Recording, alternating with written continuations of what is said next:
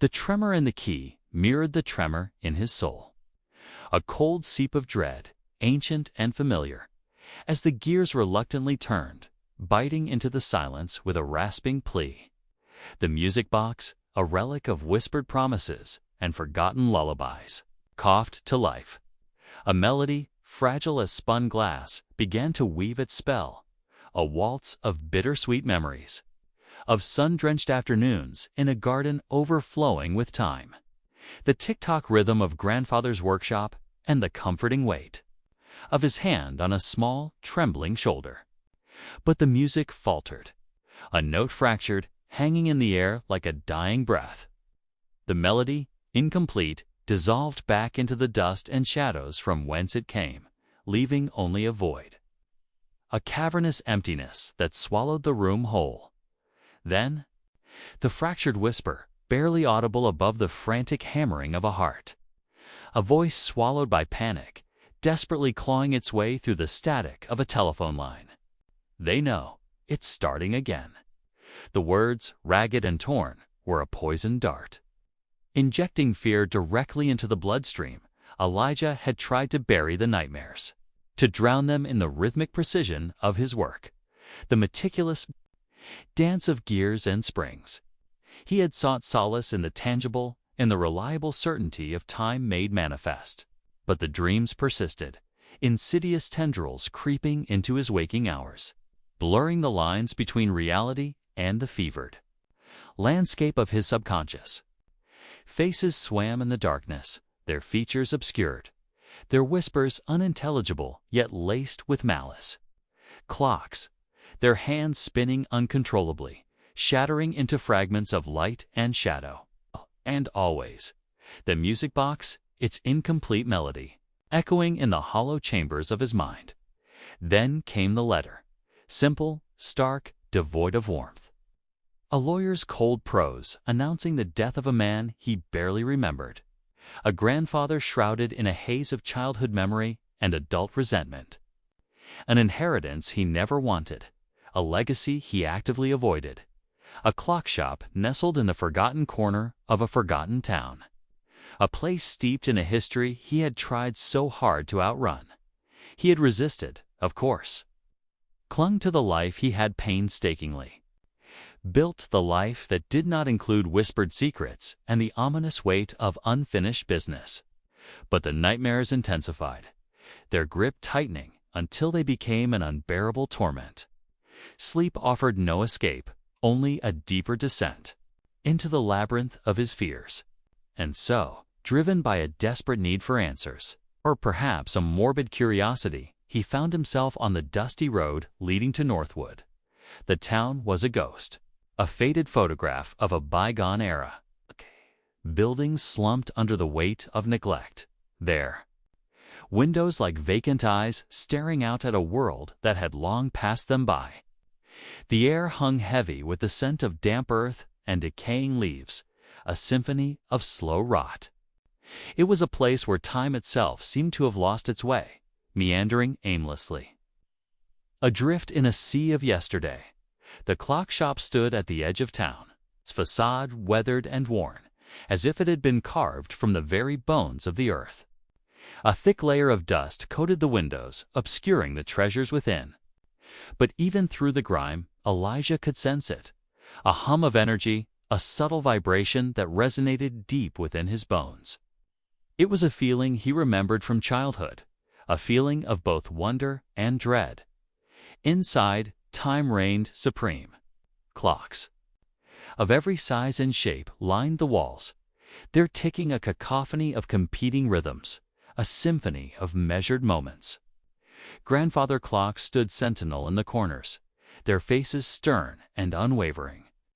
Cuckoo clocks perched precariously on shelves, their wooden birds frozen in mid-song. Pocket watches lay scattered across workbenches, their delicate hands stilled. It was a museum of time, a testament to the meticulous artistry of a man who had dedicated his life to its mastery, and in the center of it all, on a pedestal draped in velvet, sat the music box. The same music box from his dreams, the same haunting melody that had echoed through his nightmares. He remembered his grandfather showing it to him as a child, explaining the intricate workings of its mechanism, the delicate balance of gears and springs that produced its enchanting sound. He remembered the pride in his grandfather's eyes, the hushed reverence in his voice as he spoke of the power of music, the power of time.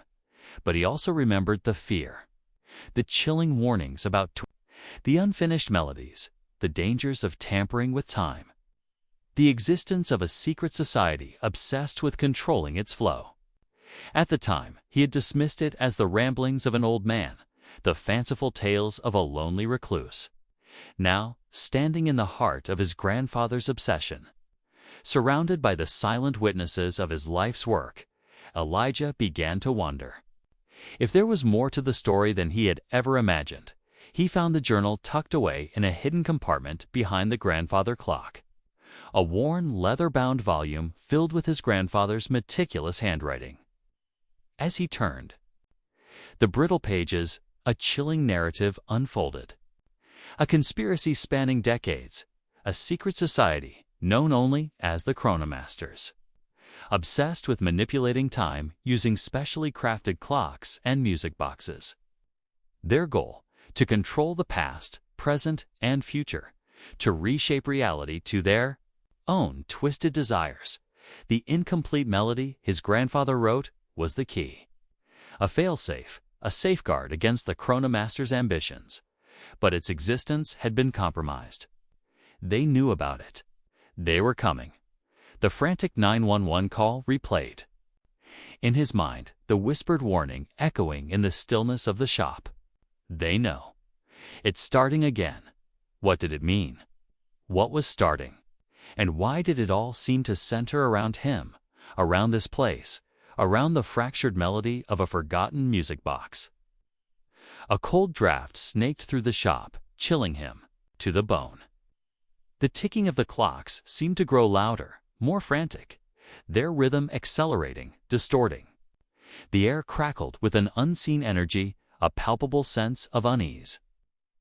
He felt as if he were standing on the precipice of something terrible, something inevitable. Then, a knock at the door. Soft, hesitant, almost apologetic. He hesitated, his hand instinctively reaching for the heavy wrench on the workbench. He didn't know who was out there, but he knew, with a certainty that chilled him to the core, that his life was about to change forever. And the haunting melody, still echoing in the chambers of his heart, became a discordant warning. The echoes of the unwound had only just begun. The key turned in the lock. A dry, reluctant rasp that echoed the silence of a life interrupted. It wasn't just a melody unfinished. It was a story abandoned, a promise broken, a thread snipped too. Soon, that music box with its incomplete song had always been a prelude to a storm, a harbinger of the unease that clung to Elijah like the scent of dust and oil. And now, the storm was here. He hadn't wanted this. This town, this shop, this legacy of ticking gears and silent pendulums. It was a life he'd tried to escape. The city, with its relentless pulse and anonymous crowds, had offered a fragile shield against the memories that clawed at the edges of his sleep. But blood, like time, has a way of circling back. The will had been brief, impersonal, a final cold transaction from a man who'd been a ghost long before he became one. The shop is yours, it read. The responsibility, too. The responsibility. The unspoken weight of secrets, of whispers in the dark, of a fear that had been etched into his very bones. He remembered the first time his grandfather had shown him the inner workings of a clock. A boy, barely old enough to understand the concept of time itself, mesmerized by the intricate dance of cogs and springs. Each piece the old man had rasped, his eyes glinting behind thick lenses, has its purpose. Each movement, its consequence. To tamper with one is to unravel the whole. The shop was a mausoleum of moments, each clock a sentinel guarding a fragment of the past. Grandfather clocks stood like stoic patriarchs, their chimes echoing the laughter and tears of generations. Delicate pocket watches nestled in velvet-lined cases whispered tales of clandestine meetings and stolen kisses. Cuckoo clocks, frozen in perpetual anticipation, seemed to mock the very notion of regularity. They ticked, all of them. A cacophony of measured beats, a symphony of seconds marching inexorably forward. But within that symphony, Elijah heard discord. A dissonance that resonated with the unease in his own heart. It was as if the clocks themselves were trying to tell him something. Their ticking a frantic Morse code he couldn't decipher. He ran a hand along the dusty face of a grandfather clock, its ornate carvings worn smooth by time. He could almost feel his grandfather's presence, a phantom touch on his shoulder, a silent warning in his ear. Never leave a melody unfinished, Elijah, he'd always said, his voice laced with an urgency that bordered on panic. An unfinished melody invites chaos. Chaos, it was a word that had haunted Elijah's dreams for as long as he could remember. Nightmares of distorted faces, of clocks melting like wax, of a world unraveling at the seams. He'd wake up gasping for air, his heart hammering against his ribs, the echo of an incomplete melody ringing in his ears. He tried to rationalize it, to dismiss it as the product of an overactive imagination, fueled by a childhood spent surrounded by the strange and the unsettling. But the nightmares persisted, growing more vivid, more real with each passing year. And now, standing in his grandfather's shop, surrounded by the silent witnesses of his past, he couldn't shake the feeling that they were more than just dreams. The air in the shop was thick with the scent of aged wood, of brass polish, of time. Itself, he found himself drawn to a back room, a cluttered space filled with half-finished projects and forgotten tools. A workbench, scarred with years of use, held a single object, a leather-bound journal. His grandfather's handwriting, spidery and faded, filled the pages. Dates stretching back decades. Diagrams of intricate clockwork mechanisms, cryptic entries, filled with allusions to a society, a purpose, and a great unraveling. Elijah felt a chill run down his spine. The journal was a Pandora's box, a forbidden archive of secrets he knew he shouldn't open. But he couldn't resist. The call of the past was too strong. The pull of his grandfather's legacy, too insistent. He read of experiments, of a relentless pursuit of something beyond the realm of mortal understanding.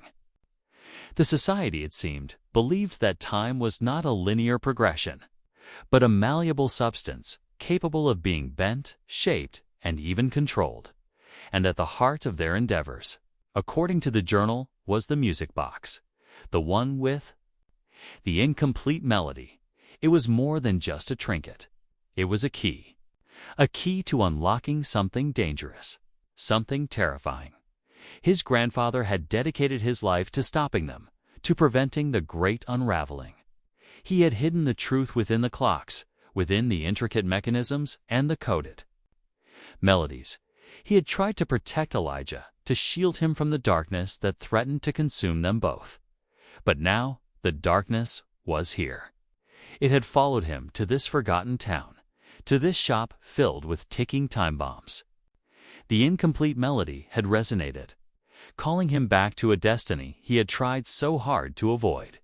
He closed the journal, his hands trembling.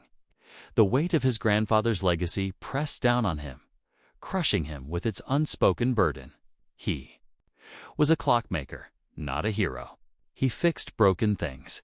He didn't fight ancient conspiracies.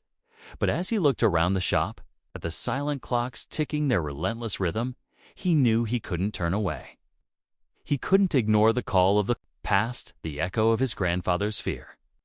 He had to understand what the society was after, what the music box was meant to unlock. He had to finish the melody.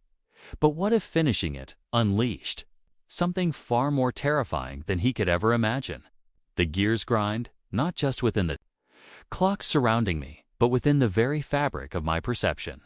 Time, once a steady river, has become a churning whirlpool.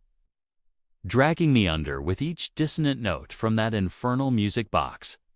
My grandfather's journal, a chronicle etched in faded ink and brittle paper, has become my unwanted Bible. A testament to a hidden war waged in the shadows, a war against the relentless march of moments. The Society. They called themselves the Chronomasters. Their obsession, not simply measuring time, but bending it, breaking it, rewriting it to their own twisted designs. Their tools, meticulously crafted clocks, each a nexus point, a focal lens to concentrate temporal energies. And the music boxes. Those were the keys, the triggers. Their melodies weaving spells across the timelines. The melody, that broken, unfinished melody. It pulses in my head, a phantom limb of sound, incomplete yet devastatingly potent. Time it echoes in the shop. The world outside shimmers, fractures. Faces blur, conversations loop. The air itself thickens with an unbearable déjà vu. I'm caught in eddies of repeating moments, reliving fractured seconds. Conversations with townsfolk that have happened or will happen, or perhaps are only figments of a fractured present. Anna, she arrived like a beacon in this temporal fog. A historian with eyes that held the weight of forgotten ages.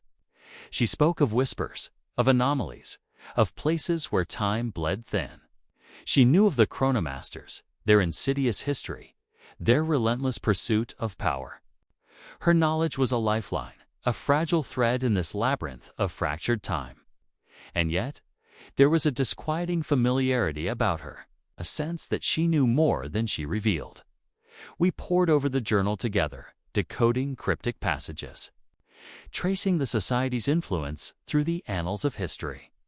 Each entry felt like a hammer blow, shattering my perception of reality, revealing a world where the past was not fixed, not immutable, but a pliable clay in the hands of those who dared to manipulate it. My grandfather's warnings echoed in my mind, a litany of cautions against the seductive allure of temporal power. He knew, he understood the gravity of what he was protecting. And he left it to me. The town is changing. The clock tower chimes backwards, reversing the flow of seconds. Memories flicker and fade, replaced by unsettling premonitions. People are becoming ghosts in their own lives, trapped in loops of repeating actions, their faces etched with a silent, growing horror. I see the fear in their eyes, the same fear that claws at my own heart. The music box is the source. I know it. But it's more than that. It's a conduit, a focus. The Chronomasters are here, or they were here, or they will be. Their presence is a temporal echo, a lingering stain on the fabric of reality. Anna believes we can fix it. She thinks that by completing the melody, by restoring the music box to its intended state, we can reset the timeline, sever the Society's influence, and restore order to this chaos. Hope, a fragile butterfly, flutters in my chest. But it's a hope laced with dread. My grandfather hid the key to completing the melody, protected it with layers of riddles and traps. Was he protecting the world from the Society, or was he protecting us from the melody itself? I remember him hunched over his workbench, his brow furrowed in concentration as he worked on the music box, his hands moving with a practiced grace that belied the anxiety in his eyes. He would tell me stories of the great clockmakers of old, the ones who understood the delicate balance of time, who revered its power but never dared to abuse it. He warned me of the dangers of obsession, of the seductive pull of control, of the corrosive effects of tampering with the natural order. Now, surrounded by his creations, each ticking with an unsettling urgency, I feel the weight of his legacy pressing down on me. The responsibility is immense, terrifying. I am a clockmaker, not a savior, but destiny, it seems, has no regard for my reservations. It has chosen me, entangled me in this web of temporal intrigue, and I must play my part, however unwillingly. We worked through the night, Anna and I, deciphering the last cryptic clues in the journal. The air crackled with a strange energy. The shop itself seemed to breathe with anticipation. Finally, after hours of painstaking work, we found it, a hidden compartment within the music box, containing a tiny, exquisitely crafted gear.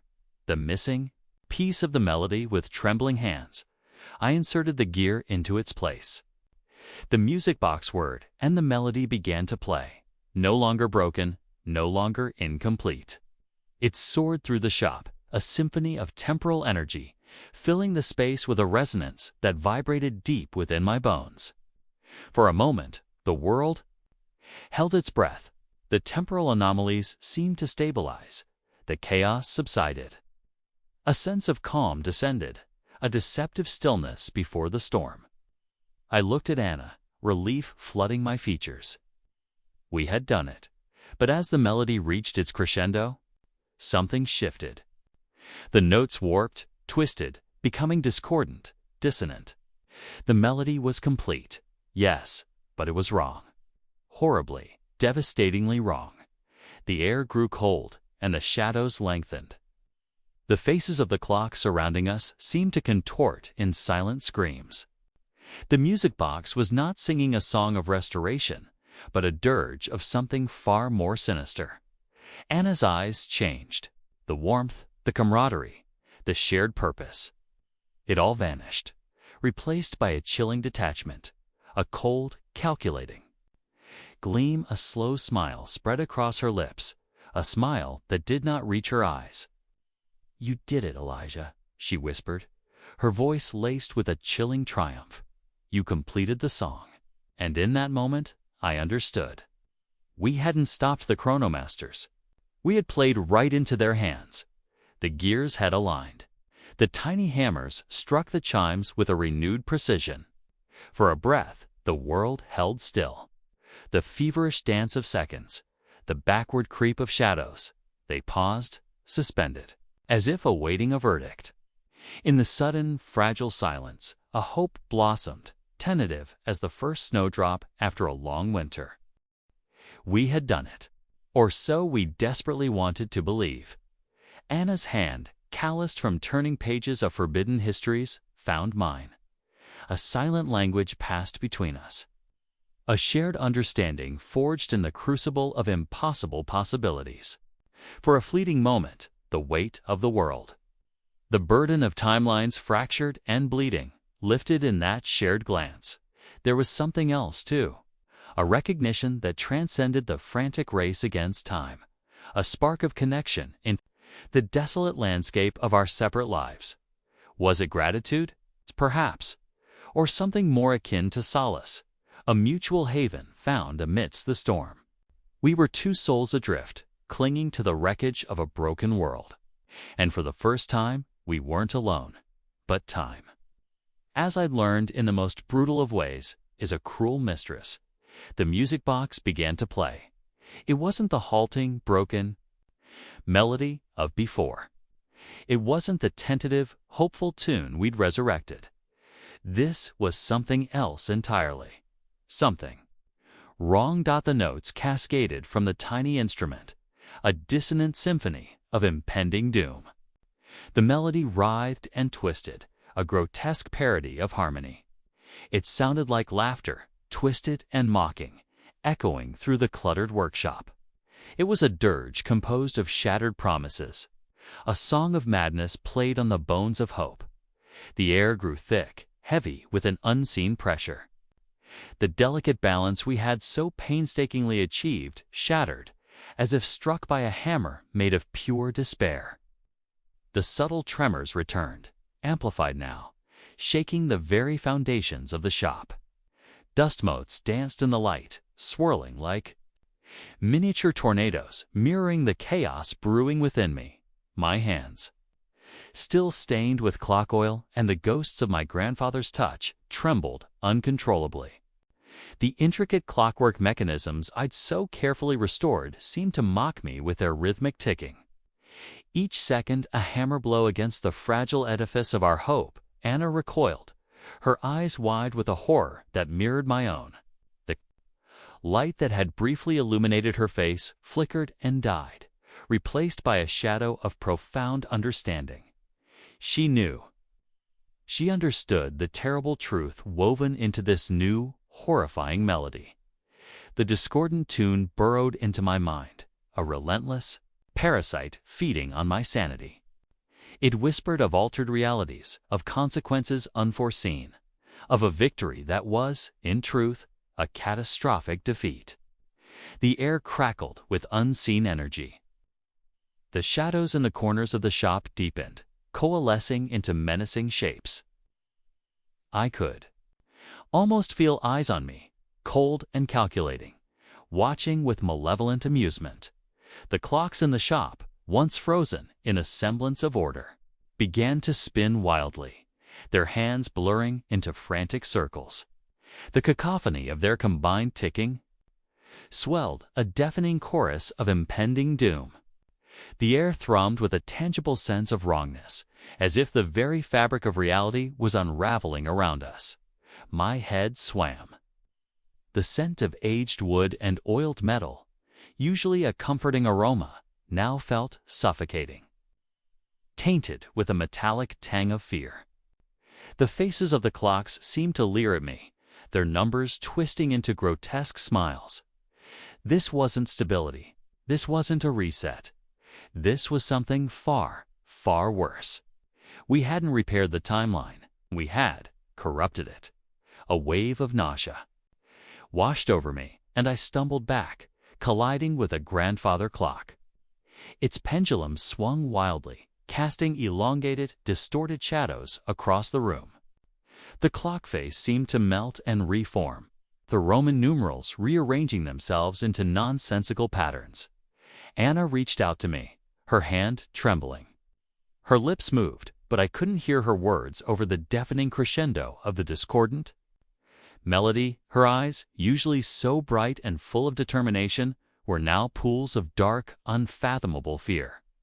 I looked down at the music box, its ornate carvings now seeming grotesque and malevolent. The tiny ballerinas, once symbols of beauty and grace, now appeared as grotesque puppets, dancing to a tune of destruction. The melody built, spiraling into a dizzying vortex of sound. It felt like the end of everything, a prelude to a chaos I couldn't even begin to comprehend. Then, just as suddenly as it began, it stopped.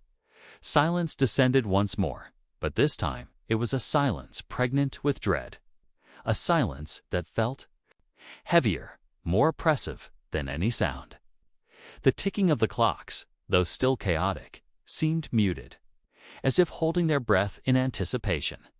The dust motes settled, revealing a workshop transformed. The familiar space now felt alien, tainted by the discordant melody. The air hung thick with an unseen residue, a lingering echo of the chaos that had just unfolded. I looked at Anna, her face pale and drawn. She met my gaze, her eyes filled with a terrible understanding. Whatever we had done, it had unleashed something far more dangerous than we could have ever imagined. The grandfather clock behind me chimed, a single mournful note that echoed through the silent workshop. It was the sound of a warning, a somber tolling of a bell announcing not hope, but a horrifying new dawn. And in that silence, I knew, with a chilling certainty, that we had only just begun to pay the price for our desperate attempt to mend what was broken. The question now was, what exactly had we broken in its place? The melody, once a beacon of hope, now echoed with the hollow resonance of betrayal. A discordant symphony of fractured trust, each note a shard of glass piercing the fragile illusion we had so carefully constructed. I had believed in the shared purpose, the camaraderie forged in the face of temporal chaos. Anna, with her quick mind and seemingly unwavering resolve, had been my anchor in the storm. But the storm, I was beginning to understand, had been of her making. The journal lay open on the workbench, its yellowed pages now screaming with the truth I had been too blind to see.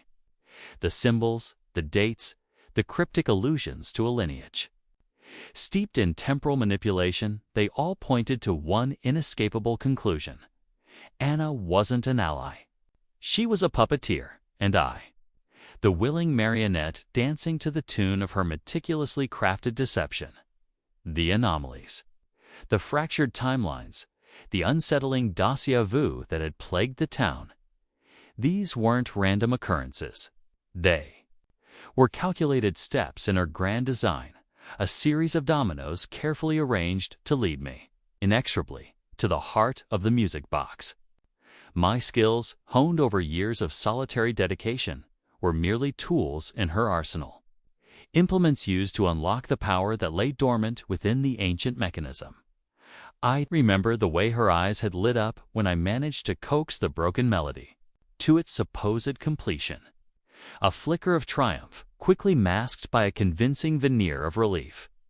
But now I saw it for what it truly was, the satisfaction of a plan coming to fruition. The chilling delight of a predator watching its prey fall neatly into its trap. The grandfather, with his cryptic warnings and his unsettling obsession with unfinished melodies, had seen it all along. He had known the insatiable hunger for power that coursed through the veins of this secret society. The lengths to which they would go to rewrite the past and secure their dominance over the future. He had created the music box, not as a weapon, but as a shield, a fail-safe designed to protect the timeline from their meddling hands. And the incomplete melody, the very thing that had drawn me into this vortex of temporal madness, was his final act of defiance, a silent scream echoing across the decades. The air in the clock shop grew heavy, thick with the weight of revelation. The ticking of the clocks, once a comforting rhythm, now sounded like a mocking chorus. Each tick a reminder of the precious moments I had squandered, the trust I had so foolishly misplaced. The shadows danced in the corners of my vision, swirling around me like the tendrils of a nightmare refusing to release its grip. My hands trembled as I reached out and touched the cold metal casing of the music box. The intricate carvings, once a source of fascination, now seemed to writhe with a sinister energy. It wasn't a tool for good, a key to unlocking the secrets of time. It was a weapon, an instrument of erasure, capable of obliterating a moment from existence, of unraveling the delicate tapestry of history. And Anna, the woman I had foolishly allowed myself to care for, intended to use it. Not to control time, not to reshape the future, but to erase a single, damning moment from the past. A moment that had brought shame and disgrace to her family's name. A moment she believed she could simply excise, as if cutting a flawed passage. From a manuscript, the desire to protect her lineage, to rewrite the narrative of her ancestors, it was a powerful force. A siren's call that had lured her down a treacherous path, but at what cost? What was the price of such a profound act of historical revisionism? What unforeseen consequences would ripple through the timeline, distorting the present and jeopardizing the future? The weight of responsibility crashed down on me, crushing me beneath its immense pressure. I was no longer just a clockmaker, tinkering with gears and springs in the solitude of my shop. I was a guardian, a protector of the past, entrusted with safeguarding the integrity of time itself. And the fate of history, it seemed, rested precariously on my shoulders. The grandfather's words echoed in my mind, a chilling reminder of the allure of power and the dangers of tampering with the fundamental laws of existence. Time is a river, Elijah, he had warned. You can navigate its currents, but you cannot dam its flow. To try to control it is to invite chaos, to unleash forces beyond your comprehension.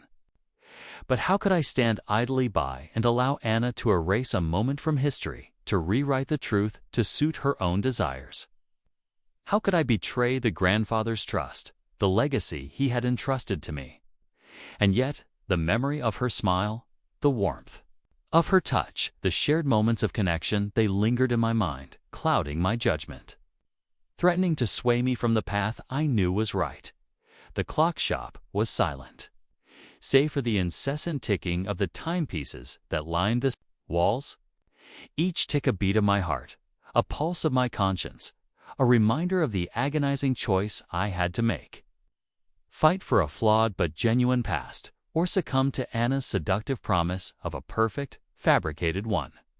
The question hung in the air, heavy and suffocating, demanding an answer I wasn't sure I had. The gears of time were turning, the melody of deception playing on, and I knew that the moment of reckoning was fast approaching. But as I braced myself for the confrontation, a chilling realization washed over me. What if the grandfather's unfinished melody wasn't a failsafe at all, but a key to something far more sinister? The melody, once a beacon of hope, now echoed with the hollowness of a lie. Anna's confession, a viper's strike, had shattered. The fragile trust that had begun to bloom amidst the ticking gears and swirling temporal currents. The clock shop, once a sanctuary, felt like a cage, each tick a reminder of the time I had unwittingly surrendered to her design. Betrayal is a bitter draught, its taste lingering long after the cup is drained. It stains the senses, colors the world in hues of suspicion and doubt. I saw her face, the face I had grown to trust, the face that had mirrored my own longing for order in the chaos. Now a mask concealing intentions as intricate and deceptive as the clockwork mechanisms surrounding me, my grandfather's words, whispered warnings carried on the scent of dust and aged oil, returned to me with the force of a physical blow. "Beware the allure of power, Elijah," he had cautioned. His eyes clouded with a knowledge I was only now beginning to comprehend. Time is a river, and those who seek to dam it often drown in its depths. He spoke of the society, their hunger for control, their insidious methods of rewriting history to suit their own twisted desires. But he had also warned of something far more dangerous, the seductive whisper of a perfect past, a past scrubbed clean of all pain and regret, a past that never truly existed. The shop itself seemed to mourn the fractured trust. At the pendulums swung with a sluggish rhythm, the chimes sounded a mournful dirge. Dust motes danced in the weak sunlight, filtering through the grimy windows, each speck a tiny fragment of memory, now threatened with obliteration. I remembered Anna's touch, the warmth of her hand as we pieced together the secrets of the music box, the shared glances that spoke of a connection that transcended the temporal anomalies plaguing the town. Was it all a fabrication? A carefully constructed illusion designed to manipulate me to use my skills to achieve her nefarious ends? The thought was a vice around my heart. How could I have been so blind? So willing to believe in the possibility of something real, something genuine in this world of gears and shadows. But beneath the sting of betrayal, a flicker of defiance began to ignite. I would not allow her to succeed. I would not stand idly by while she erased the past, rewriting history to suit her own selfish ambitions. The past, however flawed, however painful, was a tapestry woven with the threads of countless lives, each thread essential to the overall design. To unravel even a single thread was to risk destroying the entire fabric. I looked at the clocks surrounding me, their faces frozen at different moments in time, each a silent witness to the unfolding drama. They were more than just timekeeping devices. They were vessels of memory, repositories of experience, and Anna sought to shatter them all, to replace them with empty, fabricated echoes. The true danger, I realized, wasn't the manipulation of time itself. It was the distortion of memory, the erosion of truth. To control time was merely to control the stage upon which history played out. But to control memory was to control the very narrative of existence, to dictate what was real and what was not, and that was a power I could not, would not allow her to wield. My grandfather's words echoed again, stronger this time, infused with a new sense of urgency. "The past is not a prison, Elijah," he had said, "but a foundation. We build upon it, learn from it, and strive to create a better future. But we must never forget where we came from, or we risk losing ourselves entirely." Sought her out. The confrontation was inevitable, a collision of opposing forces destined to erupt in the heart of the clock shop.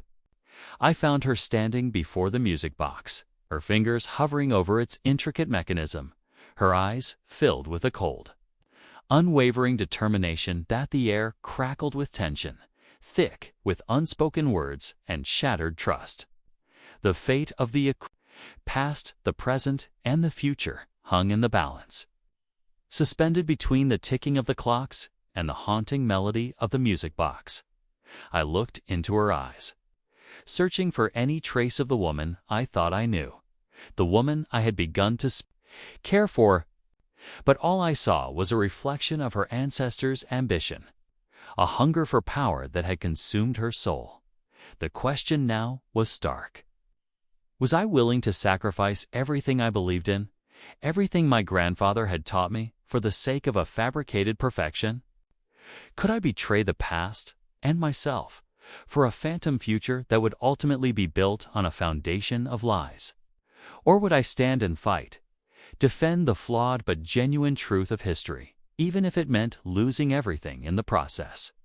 My hand instinctively moved to the worn key in my pocket, the key that held the power to either unlock a new fabricated reality or to lock away the secrets of the past forever.